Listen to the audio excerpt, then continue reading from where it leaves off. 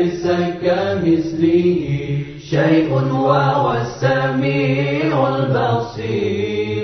اللهم صل أفضل الصلاة على أسعد المخلوقات كسيدنا محمد وعلى آله وصحبه وسلم عدد معلوماتك ومداد كلماتك كلما زاد